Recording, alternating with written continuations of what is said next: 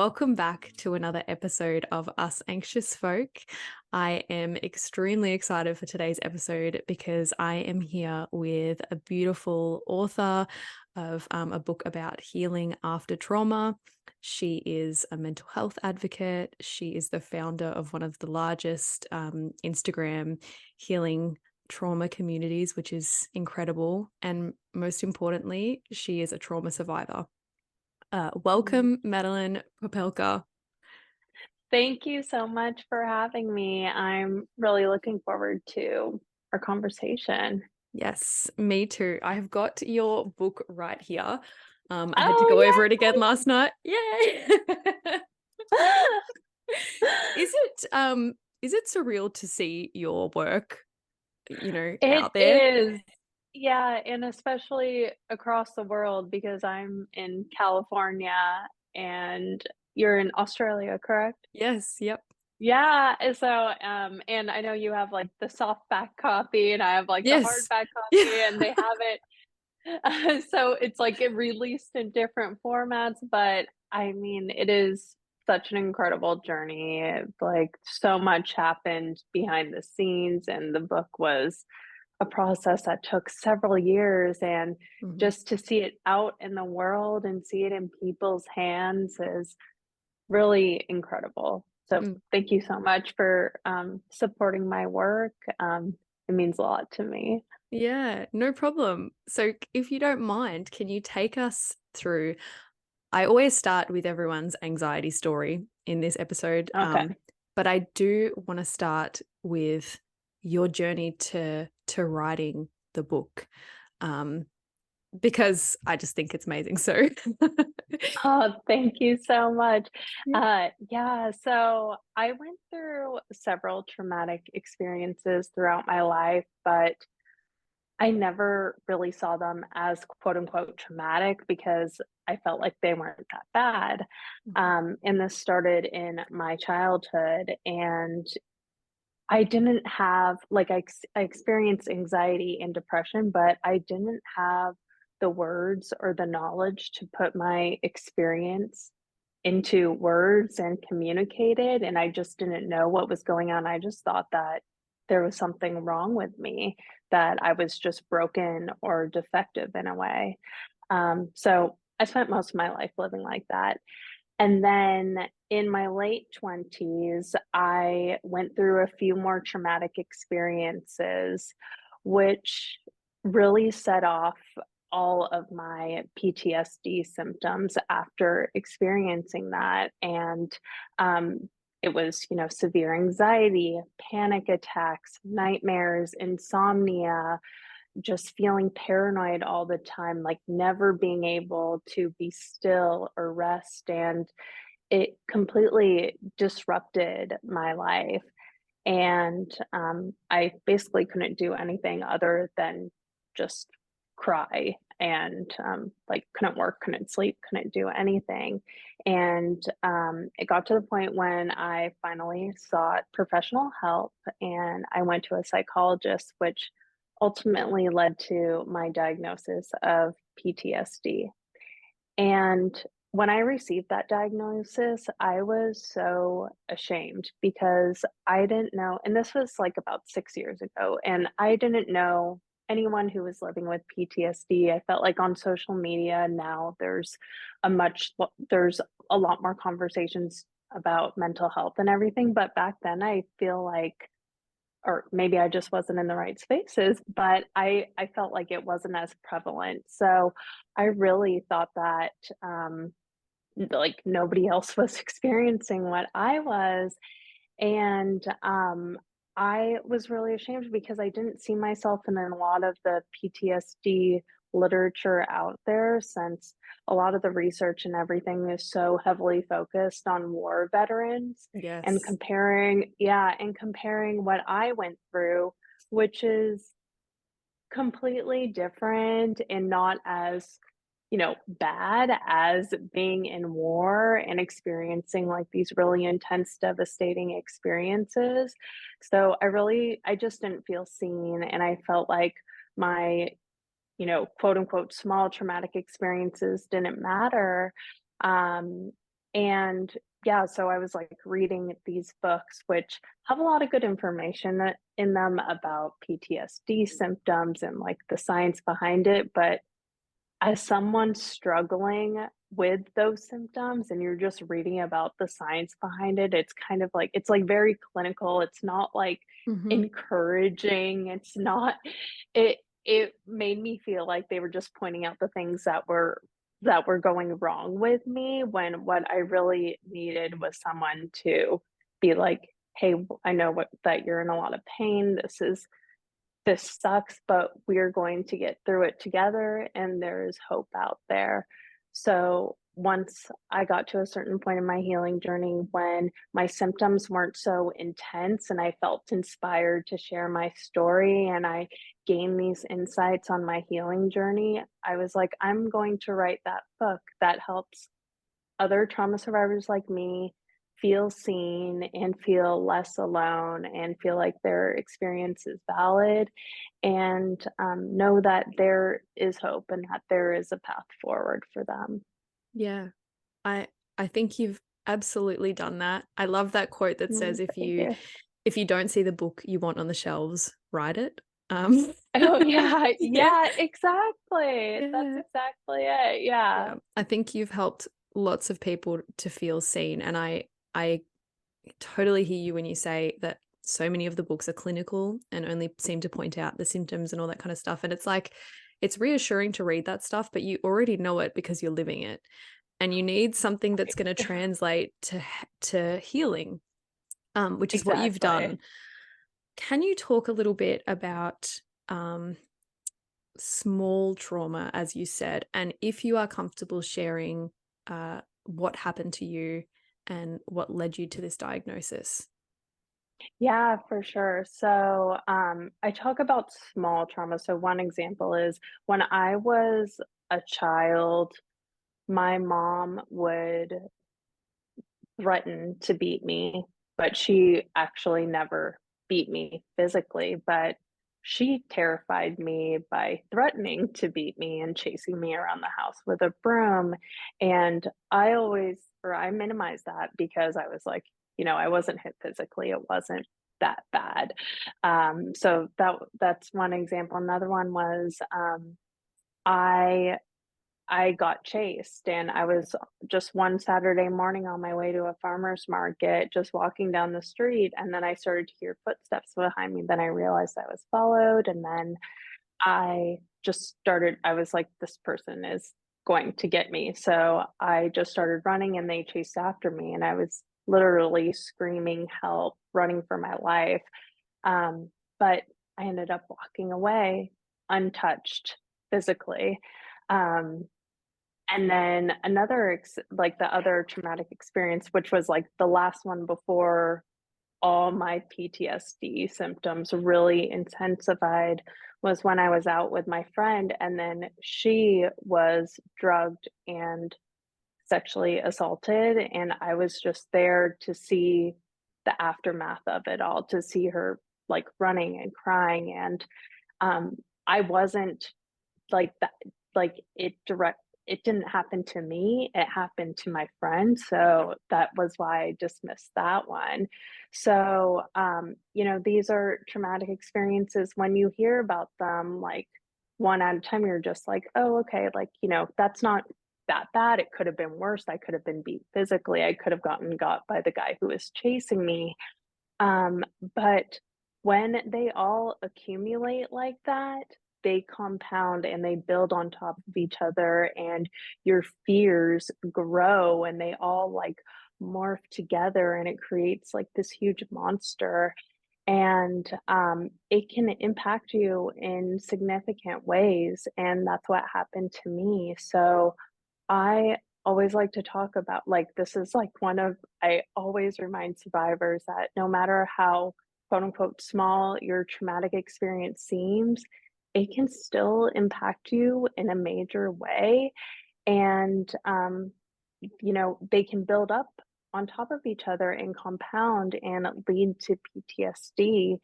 And, trauma is deeply personal and people often invalidate traumatic experiences that don't seem bad to them. And I think it's harmful because it prevents survivors from, creating the space to heal, from seeking support, and like the resources that they need to cope. And it can, a lot of like shame can develop from that too, because they're like, oh, people are saying it's not that bad, but I'm still struggling with this. Mhm. Um, so yeah, no matter how small your traumatic experience seems, it is completely valid and you deserve to heal. Yeah. Yeah, absolutely. It's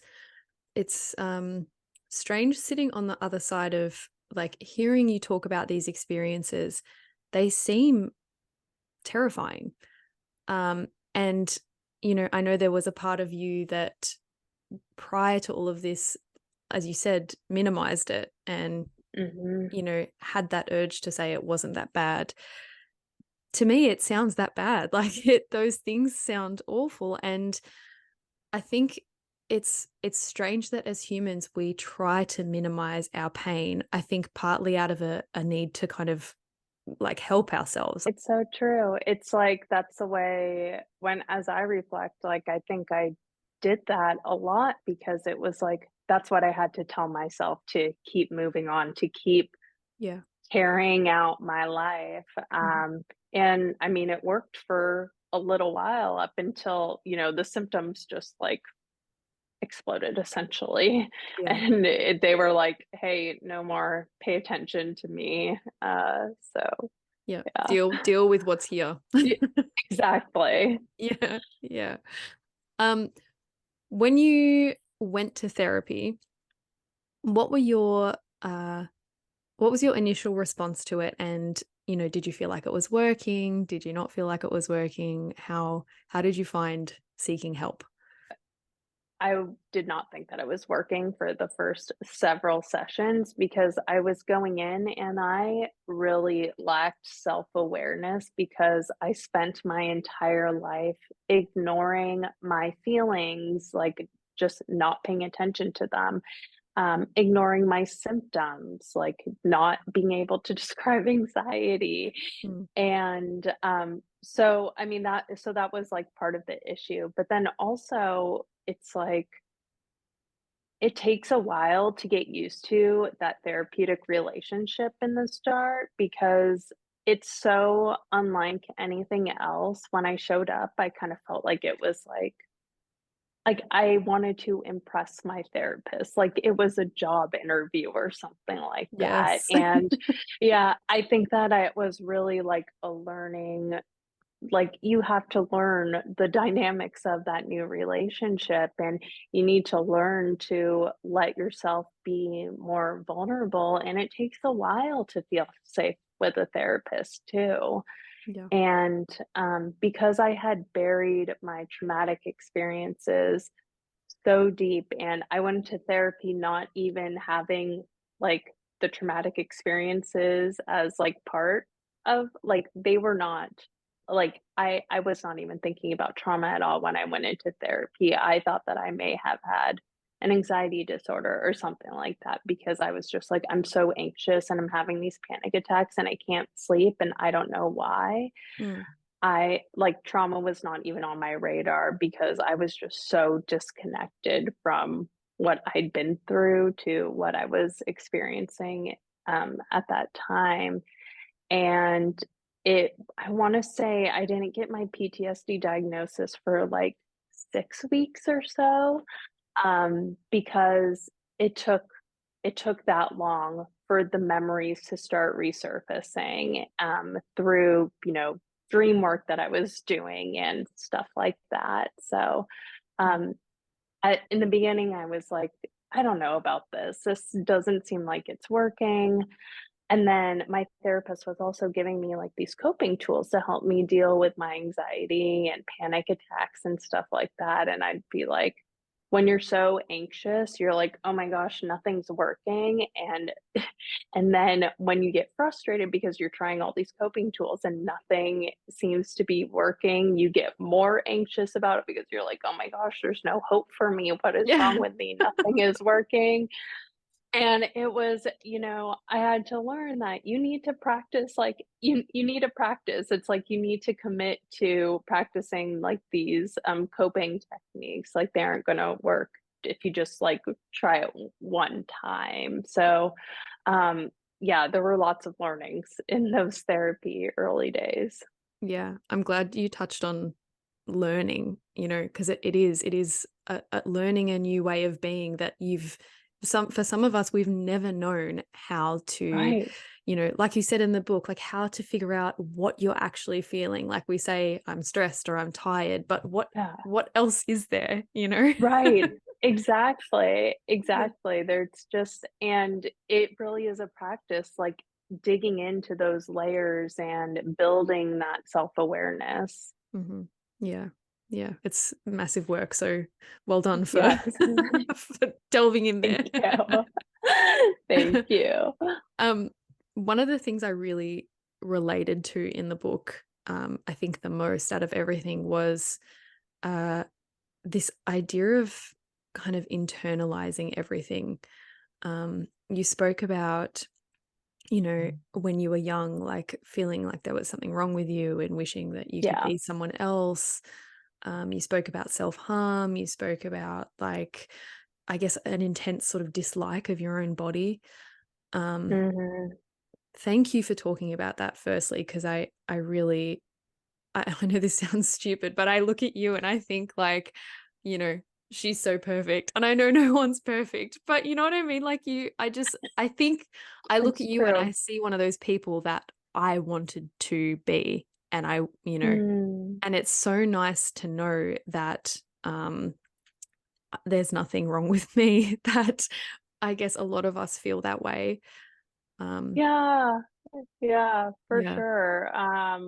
Yeah, I mean, it's just like I think I felt that way, my entire life pretty much, and I still struggle with that now where I still catch myself having those feelings where I'm being super critical and um again, it's a process. It's a Yeah. process. It's a learning process. It's a journey. I mean, when we've spent so much of our lives, like, viewing ourselves in a certain way, in a negative light in particular, Mhm. it's gonna take a while to unlearn that too. So, I just try to be compassionate with myself throughout the process, Mm. because we're in here for the long haul. That's right. Yes, hopefully. Yeah. Hopefully, God willing. And so what was Yeah. the most helpful thing for you? You said compassion. Um, how do you get to that space from, I guess, how in arguments when you think like they must hate me, it must have been something that I did, or with trauma, it must have been something that I Mhm. did. Yeah. Um, there's still a lot of that in the media, and a lot of victim blaming and a lot of that kind of stuff. And so it's hard not to Yeah. internalize all of that. Um, what's been the most Oh, helpful thing yeah. for you in terms of that? In terms of the victim blaming and, And minimizing and stuff like that in yeah, and not taking particular. it all on as something you've done. Oh my gosh. I mean, it is really hard, and I think that, I mean, my therapist really, helped me with this because I got stuck in that cycle of self-blame over and over and over, and for me, when I came to the realization, like, I had this one therapy appointment where I kept on blaming myself for something. My therapist was like, "Okay, but how could you have," like, when I'm talking about my friend who got drugged, and, I thought that I could have prevented it, and I was like, "No, I brought her to the place," and she was like, "Okay, well, how would you have known to, like, not bring her to that place, and I was like, "I don't know, I could have taken her somewhere else," and I was like, "I should have known that she was drugged," and she was like, "Okay, how could you have known?" Because it's hard to distinguish whether someone has been drugged versus someone who has just had a couple of drinks, like, and not all all not all people look the same on roofies, and she was like, "It's really hard to tell," and I was like, "Okay, well, I was drinking and I was drunk, like, I shouldn't have drunk that much," and she was like, "How would you know not to drink that evening? You were enjoying a night out with your friends," and I think for me, like, having her challenge my self-blaming thoughts and pointing out and making me realize that, we can't predict the future. Mm. And really, the only person to blame when something terrible like that happens is the perpetrator, is the person who did it wrong, the person who caused the harm. Yep. And, I think that's something that, like, when we see it, like, when there's, like, a high profile case that comes up and people are like, "Oh, she shouldn't have been there at night," or, Mm. "They should have done this or they should have done that," and then it's just like, hard stop, no. Like, how could they have predicted what would have happened? And how could they have prevented it? They couldn't have. Mm. Um, like, the unfortunate truth is that terrible things like this happen and they aren't always preventable.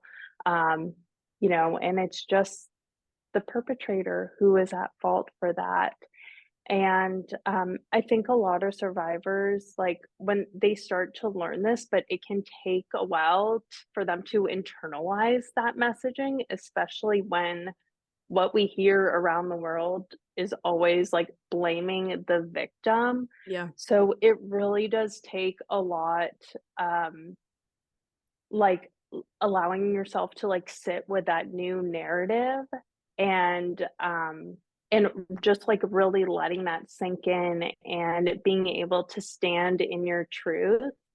Um, it's a process, but, it can definitely happen, and, I think that there are a lot of great people out there who are, like, raising more awareness around victim blaming and standing up to victim blaming, and I just like to, like, on social media, I like to follow people who share Mhm. that similar messaging because then I'm not so sucked into, like, "Oh my gosh, everyone's victim blaming, like, this world feels so Yeah. unsafe for me." I like to remind myself that there are people who recognize what's going on and who's really to blame.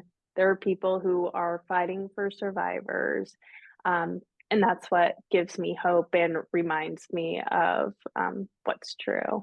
Mm. Yeah. Yeah. And thank you for being one of those people as well. Oh, thank you.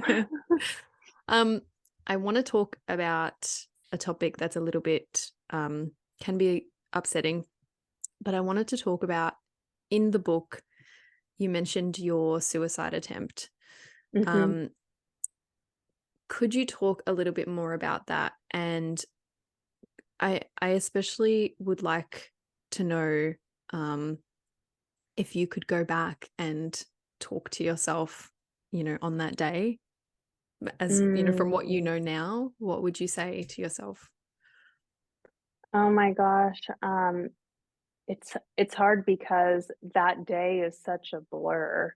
Yeah. Um, I mean, it's such a blur, but it wasn't just like I woke up that day and I was like, "Okay, this is it for me." It was like several months of feeling horrible about myself, like, being betrayed by a person that I was dating for several months um, and just just feeling bad about, like, my body because, like, I mean, that brought up so many insecurities and, like, really damaged my self-esteem, and I was in isolation because I was, in college, and then I got kicked off campus, and then I was, living by myself for a while, and I felt like a lot of my friendships kind of started to fall apart too because I was isolated like that.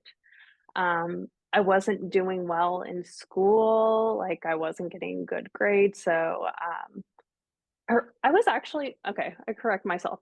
My grades were fine, but they didn't meet my parents' expectations, Right. and that's what I was really afraid of because my parents always expected me to get, like, straight A's, or that's what they wanted for me, and I was never, ever able to live up to those expectations, like, a B was, like, unacceptable for them, Yeah. Okay. and, yeah, so like, I wasn't doing great in school, and I was just like so it was like all these things were building up, um, like, several months before, and then it just got to a point where I was just like, I don't want to I don't wanna be here. I don't wanna live this life, like, I'm miserable.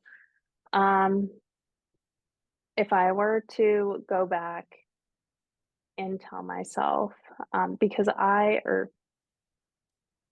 I didn't there was nobody that I felt like I could even talk to about having a hard time, like, I didn't even tell my friends that I was cheated on in college because I was so ashamed and I really felt like it was a personal failure on my end for not being good enough for this guy. So I if I could go back in time and tell myself anything, it would be that there is hope and that help is available and that you aren't damaged. There isn't anything wrong with you. Just you are in pain right now and you're struggling and it may not feel like it right now, but hope is available and you won't feel this way forever. And I mean, I really wish that I knew about therapy then. I absolutely did not. I didn't know that that was a resource that was available. So I really wish that I had that knowledge back then that there was help in that capacity. Um, or if it wasn't even therapy, I wish that I um, just sought out the comfort of a friend or someone who could provide some comfort for me and just remind me that I matter. Mm. Because I did like going back, I did have friends. They were friends who we mostly talked about like the good stuff with and just regular life things.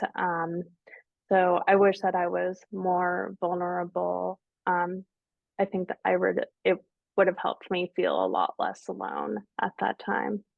Yeah. And what's been the response since you shared that story? Because, obviously that can be something that's really hard for families to hear. Um, how were you met when you shared that you had attempted suicide? Um, a lot of people were like, I had no idea.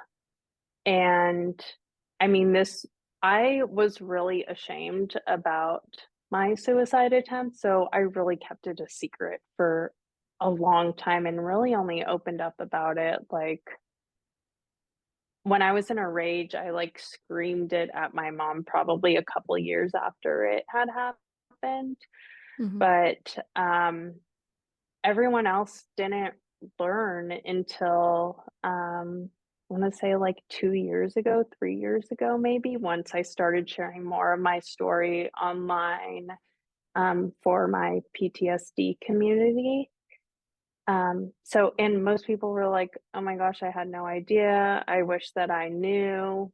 Um, you can if you ever need support, you can, reach out to me anytime. So, uh, pretty much everyone said, like, I had no idea, and that's because I masked it well, I think. I always put on a mask, faked a smile, just tried to act normal, which was exhausting while suffering in isolation. Did that help to heal you in sharing that? Oh, yeah.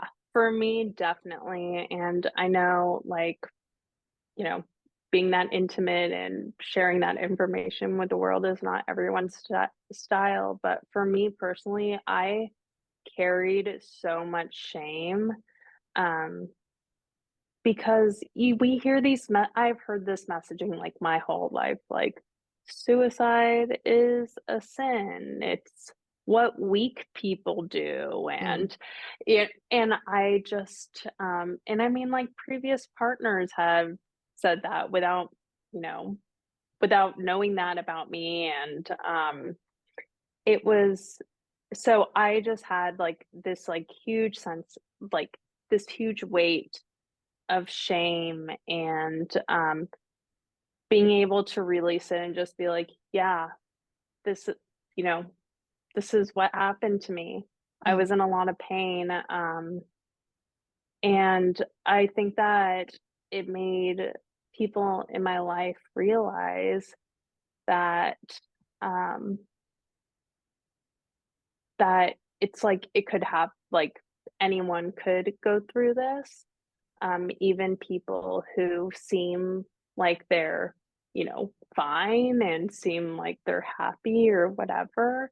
yeah. Um, it's just like you never really know someone if someone's struggling because people can hide it so well.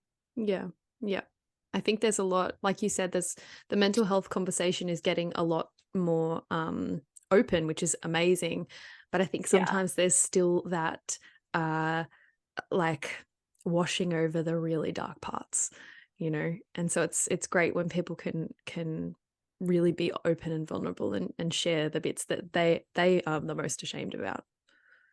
Yeah, and even now, it's like one thing that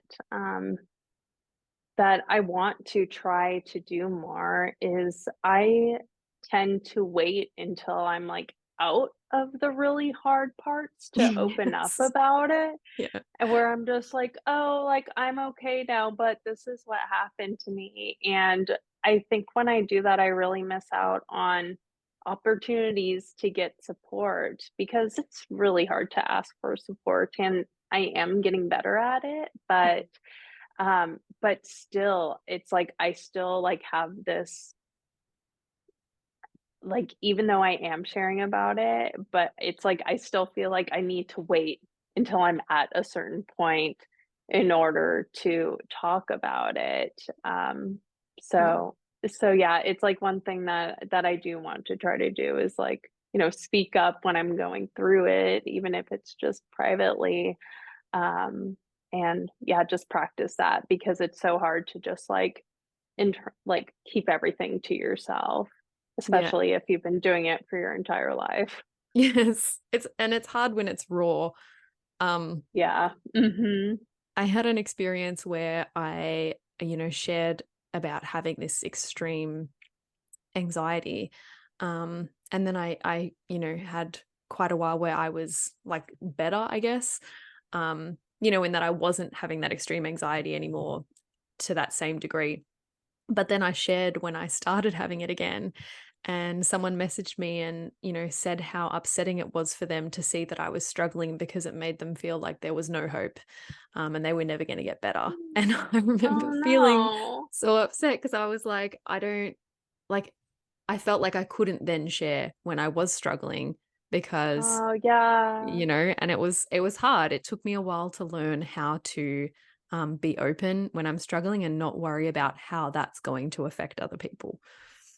Yeah, no, I mean, and to just to snowball off of that, it's like I find myself constantly reminding people that healing isn't linear. Yeah. Like, there will be even if you are making progress, there will be days that are absolutely horrible, and it can feel like you're back to square one, but that doesn't erase all the work that you've done in the past and all the progress that you've made. Like, there will always be bumps in the road, there will always be hard days, and just because your anxiety returns and it's really bad doesn't mean that, you're, like, doomed forever.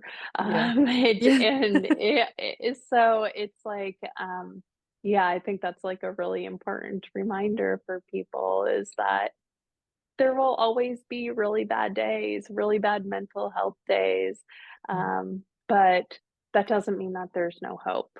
Mm. Yeah. And would you say that, I guess, every kind of layer of the trauma onion that you've been through, you know, Yeah, like each yeah, time, um, you would probably learn more about yourself each time. I know you spoke about that in the book, absolutely. how it took you to places that you wouldn't have otherwise been, and Oh, yeah, absolutely. It's like, yeah, like, as peel back the layers of the onion, I feel like the first layer of healing is, like, really, like, focusing on, like, your symptoms and just, like, getting to a place where you feel regulated. And then once you go there, you can, like, start to delve into more of, like, the deep sort of trauma work and mm, um, it really and as you continue going on, it's like, yeah, you discover things about yourself. And especially those low points can be really valuable teachers and can drive us to think about our lives in, different ways and to, reevaluate the ways that we are living our lives and, um, our values and, um, just learning more things about ourselves. There are so many insights that can be gained during those low points. So, I try to when I'm going through a hard time, like, that's not I'm not like, "Oh, I'm gonna learn something from this," yeah. but I try but I try not to allow myself to spiral to the point where I'm like, "Oh my gosh, there's no hope." I like to remind myself that I have gotten myself out of this before. My these terrible feelings aren't gonna last forever. And then once I'm, like, starting to get out of it, then I think that's a really good opportunity to reflect. Mm, And, um and also, when during those low points, I really like to remind myself of how far I have come so far and yeah. all the progress that I've made. Because then it's like that reminds me, like, yeah, I'm having a bad day now, but this is like, I had one panic attack today versus, last year I was having panic attacks like 4 times a week. Like, that's really great progress. And I think that can help give you just like a little boost of confidence that makes those low points easier to get through. Yeah, for sure. What have you learnt about yourself throughout all of this, and, how how have you grown through it? Oh my gosh. Well, it's like I've learned so much on this healing journey, like from the beginning, just learning to identify my feelings, building self awareness, and learning to, number one, identify my needs, learning to communicate my needs. Um, I've learned how to set boundaries.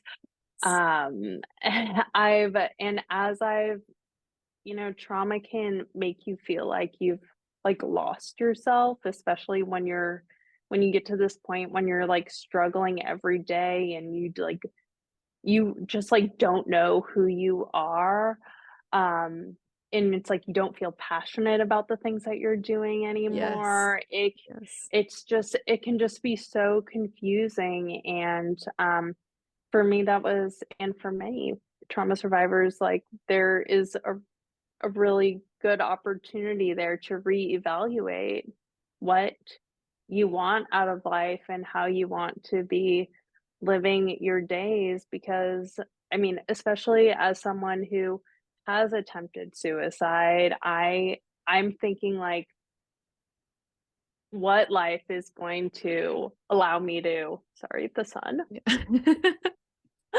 I was I'm sorry, I'm just gonna shift over here. I love Um I love that things just got bright. I'm like, that sun is wild, like, the sun is setting here right now. Sorry about that, I hope this is All good. okay.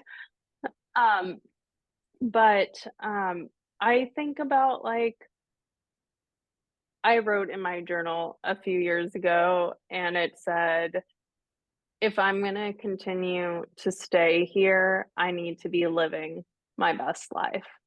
Mm, And that's just, like that really is that really is it for me. Like, I need joy and to survive here, otherwise, it's just like, I'm not here to continue suffering, to continue living in pain.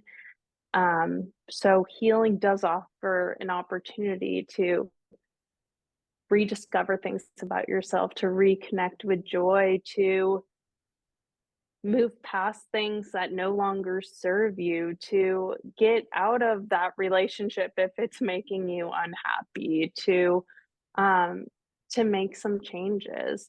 And it can be really scary and I've felt lost at many times on the healing journey where I felt like, oh, am I making the right decision? And um it's a lot, but you just learn to navigate through it all, and, that's what healing's about.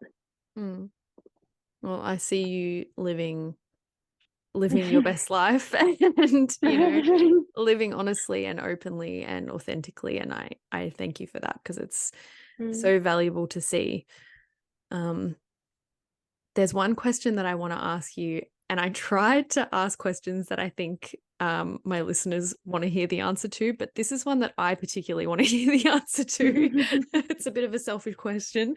Um, I wanna know, you talk a lot about trauma. That's, seems to be your message because that's something you've lived. Um, and how do you deal with, I don't know how to put this. Like, I feel like sometimes I talk about the same thing over and over again. I talk about agoraphobia, I talk about toilet anxiety, and sometimes I hear myself and I think, wow, I'm just sick of like talking about the same thing again and again and again. But then the other part of me is like, I I vowed to keep talking about this. I want to keep talking about this. I'm passionate about it. Um, how do you deal with feeling like you are, repeating the same stories over again and like, yeah. How do you make your way through that?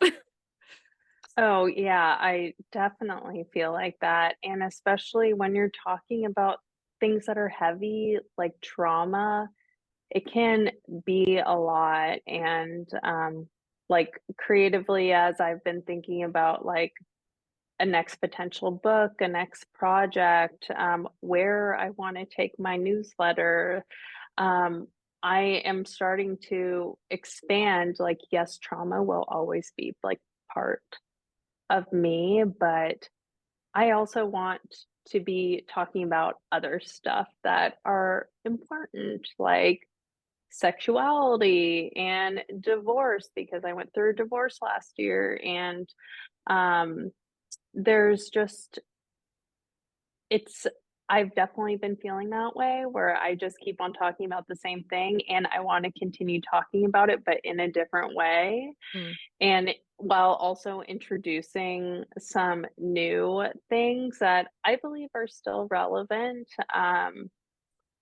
But yeah, it's like trauma is like will always like be a part of my story and it shows up in my life in different ways, even though my life now is completely different to my life when I was writing the book. mhm, Um, so so yeah, I I think I'm figuring that out right now, but I think I have been craving to start, expanding what I talk about while still, having trauma be like a core pillar of my messaging because it is so important to me. Yeah. Yeah. Thank you. That's very soothing to know. Yeah, I think that we gotta give ourselves permission um, to to do something new, to change, to like we don't need to stay in the same box. And I think, that's part of healing for me has been allowing myself to evolve and to not try to force myself to be the same person that I was at a specific point in time. Yeah. And I think it is hard when you do have an audience, whether it's on social media or like a podcast, and your audience expects you to talk about a certain thing. So I think that adds another challenge for sure. Mm. Yeah. Yeah, but no, as I think you spoke that beautifully, and learning to identify your needs and what you actually want, and learning to listen to that voice rather than what you think you should want. And Yeah. yeah, it's all a part of the journey, right? Yeah. Yeah. So, uh, what what would you say for someone who is suffering with PTSD, perhaps doesn't even know that you know, they would be technically diagnosed with PTSD? What would be the first point of call that you would recommend? Oh my gosh. If someone believes that they may be struggling with PTSD, um, I would, I mean, okay, well, let's go back really quick because there are so many different things. There are so many ways that one person could approach this, and it all depends on like their accessibility to resources and all that good stuff. So, I mean, if someone does have access to a mental health professional, I mean, that would be a really great step to take to help them navigate through all of it because it can be really overwhelming. And not everyone has a support system that they can lean on to help them through that. And also, like, not everyone is trained to help with trauma. Like, some people can add to the pain, whether there's, say, something dismissive or something like that. So, a good first step would be therapy if you have access to that. But I would just want to remind them that there is nothing quote unquote wrong with them, that they are not broken or defective, and that their life needs to be like this forever. I would want to remind them that what they're experiencing is a natural response to trauma. And while they may have shame around it,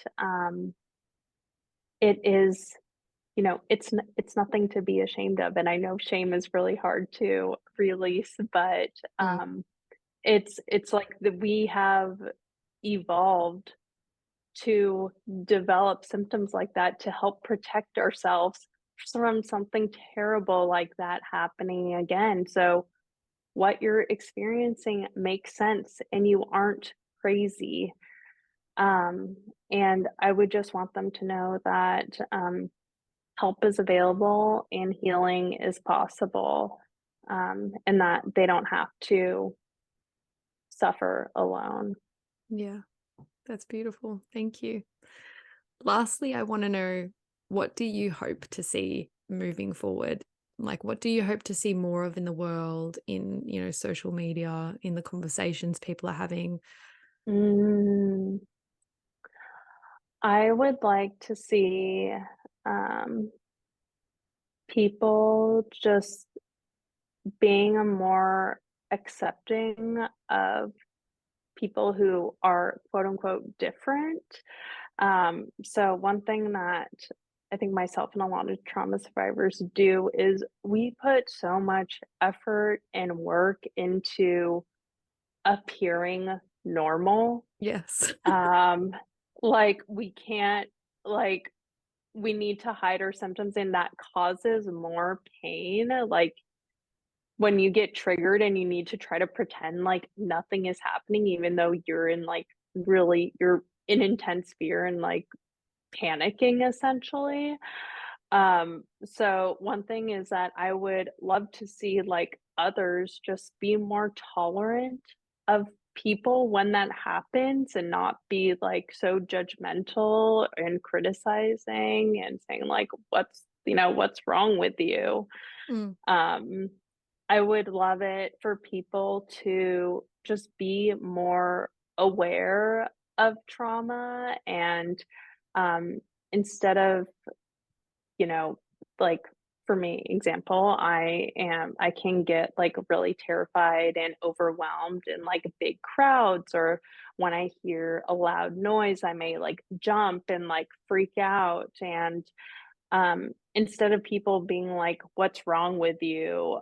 I would love it if more people were just more comforting mm, instead of being judgmental, mm, because we're already beating ourselves up for having these reactions that we really can't control, when they happen in the moment. It's, like, involuntary, so I'd love to see people just being more accepting and understanding when things like that happen. Um, and yeah, I just love to see people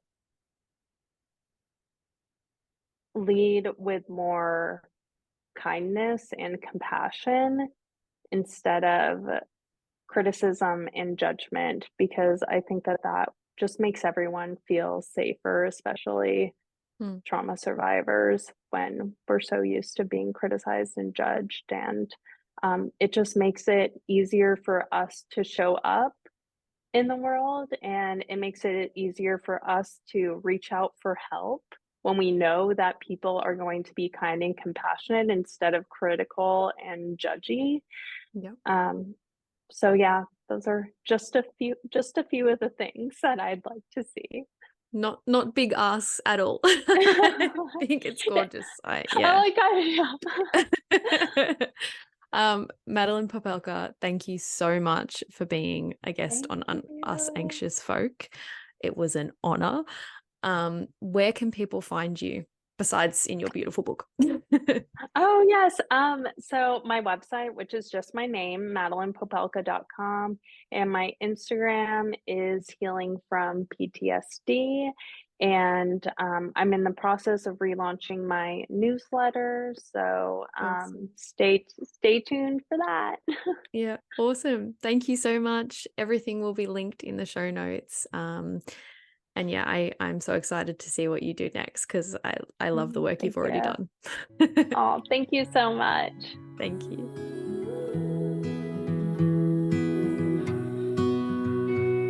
Thank you for listening to the Us Anxious Folk podcast, the podcast for the chronically overwhelmed, perpetually panicked, anxious folk in all of us.